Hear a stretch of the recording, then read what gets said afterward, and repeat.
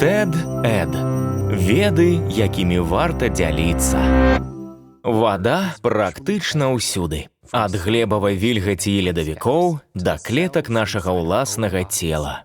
У залежнасці ад месцазнаходжання, долі тлушчу, веку і полу, у сярэднім чалавек змяшчае ад 55 да 60% вады. У нованароджаных доля вады нават вышэйшая. Яны складаюцца з вады на 75% і гэтым нагадваюць рыб. Да першага дня нараджэння працэнт вады падае да 65. Дык якую ролю вада грае ў нашым целе? І колькі насамрэч трэба піць, каб быць здаровым? H2O выконвае функцыю амартызацыі і змазкі для суставаў, рэгулюе тэмпературу, сілкуе галаўны і спінны мозг.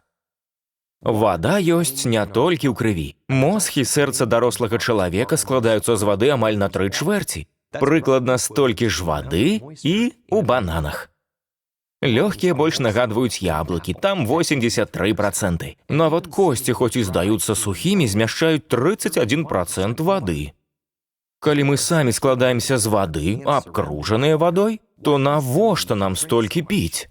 Ну, штодня мы губляем 2-3 літры вады з потам, мачою, праз дэфекацыю і нават дыханне. Гэтыя функцыі неабходны для выжывання, таму даводзіцца кампенсаваць страты вільгаці.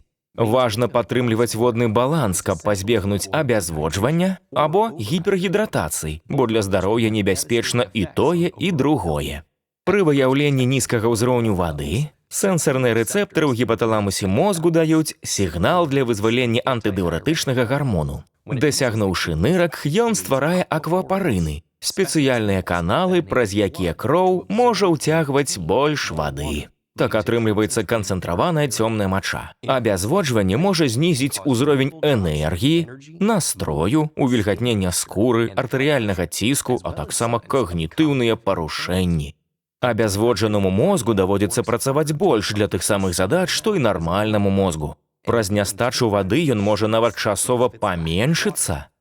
Гіпергідратацыя або гіпанатрыемія звычайна выклікана спажываннем вялікай колькасці вады за кароткі час. Ахвярамі гіпергідратацыі часта становяцца спартоўцы праз складанасці рэгуляцыі ўзроўню вады ў экстрэмальных умовах. Калі мозг абязводжаны, ён павялічвае выдзяленне антыдыўратычнага гармону. Калі мозгу наадварот зашмат вады, ён запавольвае альбо спыняе гармон. Электраліты натрыю разносяцца па целе, і клеткі разбухаюць. У цяжкіх выпадках ныркі могуць не справіцца з аб'ёмамі разведзенай мачы.